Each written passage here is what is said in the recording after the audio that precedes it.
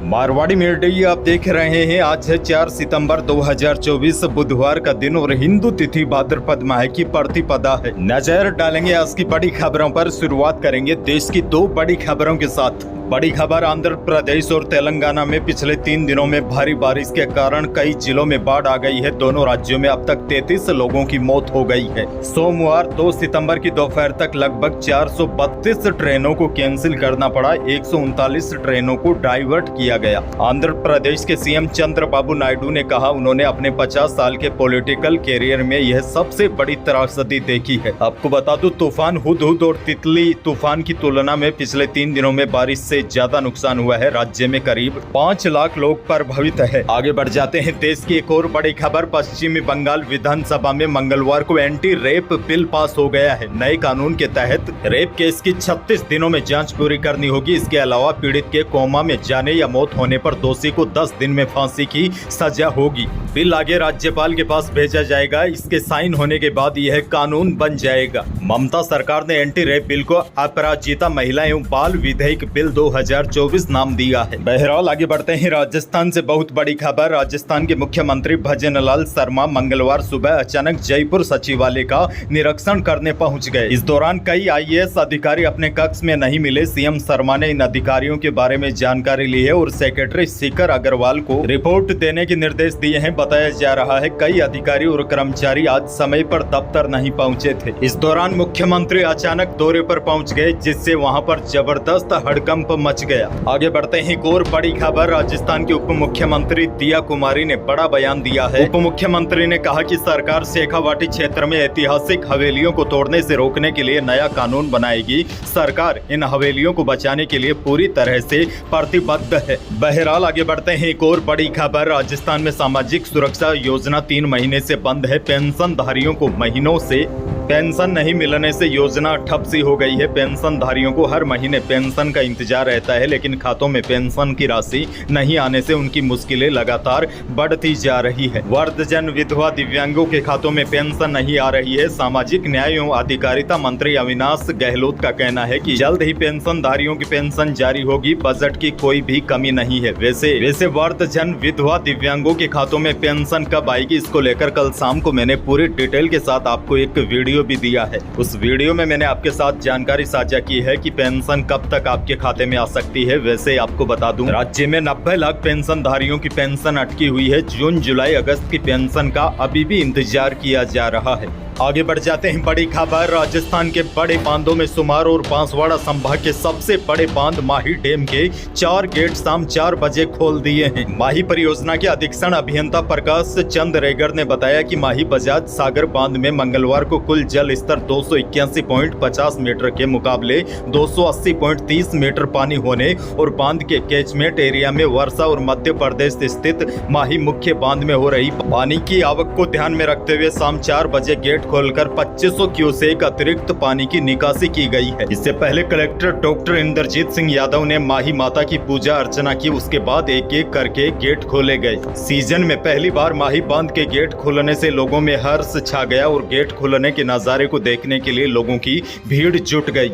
आगे बढ़ते हैं। बड़ी खबर, बाड़मेर में कवास इलाके में सोमवार रात 10 बजे अलानियों की ढाणी के पास वायुसेना का फाइटर जेट MiG-29 क्रैश हो गया था। इसके बारे में कल भी मैंने आपको बताया था। बड़ी बात यह है, फाइटर प्लेन के पायलट बिल्कुल सुरक्षित है। स्थानीय लोगों का कहना है कि पायलट जमीन की ओर तेजी से बढ़ते प्लेन को करीब 1500 लोगों की आबादी से दूर ले गए। जहां प्लेन क्रैश हुआ वहां से 3 किलोमीटर की दूरी पर नागड़ा में क्रूड ऑयल की मंगला टर्मिनल प्रोसेस यूनिट भी है। यहां से रोज 1.75 लाख बैरल कच्चा तेल गुजरात की रिफाइनरी में भेजा जाता है। यदि मिग इस टर्मिनल के आसपास भी गिर जाता तो बहुत बड़ा हादसा हो सकता था, लेकिन पायलट की सूझबूझ देखिए। पायलट ने अपना आपा नहीं खोआ। पायलट ने मिग को सुनसान खेत में क्रैश करवाया। विमान के गिरते ही जोरदार धमाका हुआ। लोगों का कहना है कि धमाके की आवाज इतनी तेज थी कि इसको सुनकर सहम गए। लेकिन सबसे अच्छी बात यह रही, इस दौरान कोई भी बड़ा हादसा नहीं हुआ। आगे बढ़ते हैं। बड़ी खबर, राजस्थान में सरकार की ओर से छात्राओं को फ्री में देने वाली साइकिल का रंग फिर से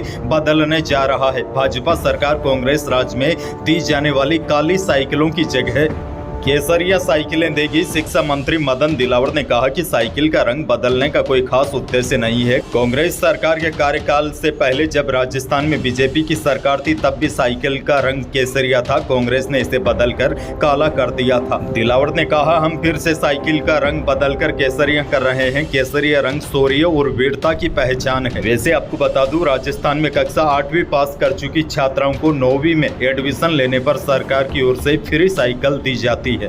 अच्छा, आपको बता दूं, आजकल सरकार की तरफ से एक और योजना चलाई जा रही है। सरकार की ओर से स्कूल के 3 से लेकर 5 किलोमीटर के दायरे से आने वाली छात्राओं को रोजाना उपस्थिति के हिसाब से 20 रुपए की राशि आने जाने के लिए दी जाती है। जैसे छात्राएं किसी ढाणी या दूर गांव से आ रही है तो किराया का पैसा भी सरकार देती है। आगे बढ़ते हैं, एक और बड़ी खबर। आसाराम को बड़ी राहत मिली है। आसाराम की पेरोल को 5 दिन के लिए बढ़ा दी गई है। आपको बता दूं, इस समय आसाराम का महाराष्ट्र में इलाज चल रहा है। हाल ही में मंगलवार 27 अगस्त को राजस्थान हाईकोर्ट ने आसाराम को 7 दिन की पेरोल दी थी। पेरोल अवधि समाप्त होने के बाद कोर्ट ने इसे 5 दिन और बढ़ाने का आदेश दिया है। आसाराम अब 12 दिन जेल से बाहर रहकर अपना इलाज करवा सकेंगे। आगे बढ़ते हैं, बड़ी खबर। भजन लाल सरकार राजस्थान के सिर्फ 100 किसानों को उन्नत कृषि के गुर सिखाने के लिए विदेश भेजेगी। आपको याद होगा, मुख्यमंत्री भजन लाल शर्मा ने बजट घोषणाओं में प्रदेश के किसानों को विदेश में होने वाली हाईटेक कृषि सिखाने के लिए विदेश भ्रमण की घोषणा की थी। इस योजना के अनुरूप प्रदेश के 100 युवा प्रगतिशील कृषक नॉलेज एनहांसमेंट प्रोग्राम के तहत इजराइल सहित अन्य देशों में कृषि भ्रमण के लिए जाएंगे। वही किसान होंगे जो सम्मानित और प्रगतिशील किसान होंगे। आपको बता दो, आयुक्त उद्यानिकी जय सिंह ने बताया कि चयन के लिए किसान स्वयं राज किसान साथी पोर्टल पर 10 सितंबर तक आवेदन कर सकेंगे। कार्यक्रम के चयन की प्रक्रिया कैसी होगी? प्रक्रिया के लिए सभी जिलों के लिए गाइडलाइन जारी कर दी गई है। आगे बढ़ेंगे, मौसम से जुड़ी बड़ी खबर है। राजस्थान के ऊपर मॉनसून मेहरबान है। बीते 24 घंटों के दौरान पूर्वी राजस्थान से लेकर पश्चिमी राजस्थान तक बारिश हुई है। मौसम विभाग के अनुसार अजमेर, नागौर, बीकानेर, जैसलमेर, बाड़मेर, जालोर, श्रीगंगानगर, हनुमानगढ़, चूरू, सीकर, उदयपुर, अलवर यानी कि प्रदेश के अधिकांश भागों में बारिश का दौर चल रहा है। प्रदेश के कई इलाकों में भारी बारिश भी हुई है। प्रदेश में मंगलवार को सुबह से लेकर शाम तक अलग अलग जिलों में बारिश रिकॉर्ड की गई है।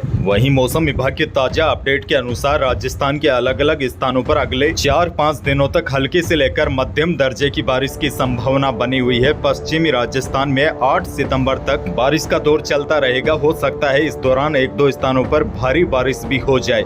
बड़ी अपडेट ये है, राजस्थान के अधिकांश भागों में बारिश का सिलसिला आने वाले 3-4 दिनों तक चलता रहेगा। आगे बढ़ते हैं, आपके लिए बड़ी और काम की खबर। बेटियों का सुकन्या समृद्धि योजना में खाता खुलवाने के लिए मां बाप को प्रेरित करने की दृष्टि से 1 से 30 सितंबर तक अभियान का शुभारंभ किया गया है। इस योजना के तहत बालिका के माता पिता या अभिभावक खाता खोल सकते हैं। वैसे आपको बता दूं, खाता खोलने के लिए बेटी की उम्र पैदा होने के बाद से लेकर अधिकतम 10 साल तक होनी चाहिए। इस योजना में न्यूनतम 250 रुपए से लेकर अधिकतम 1,50,000 रुपए प्रति वर्ष जमा कराए जा सकते हैं। साल में एक बार 250 रुपए जमा करवाना अनिवार्य होता है। आसान भाषा में आपको समझाऊं तो अगर आप 15 वर्ष तक सुकन्या योजना खाते में हर महीने 1,000 रुपए निवेश करना शुरू करते हैं तो आपका खाता कंप्लीट होने पर कुल 5,54,000 रुपए मिलेंगे। हालांकि आपकी बेटी की आयु 18 वर्ष होने पर कुल जमा राशि का 50% आप निकाल सकते हैं। यानी ये जो सुकन्या समृद्धि योजना है, ये भारत सरकार की एक बचत योजना है। यह योजना बेटियों के कल्याण के लिए शुरू की गई है। इस योजना का लाभ लेने के लिए बच्ची की उम्र 10 साल से कम होनी चाहिए। ये खाता किसी भी डाकघर या अधिकृत बैंक शाखा में आसानी से खोला जा सकता है। यही थी प्रदेश और देश की आज की बड़ी और महत्वपूर्ण खबरें। वीडियो को लाइक करना बिल्कुल न भूलिए और चैनल पर नए हैं तो सब्सक्राइब जरूर कीजिए ताकि आप अपडेट रहे बड़ी और काम की खबरों से। धन्यवाद।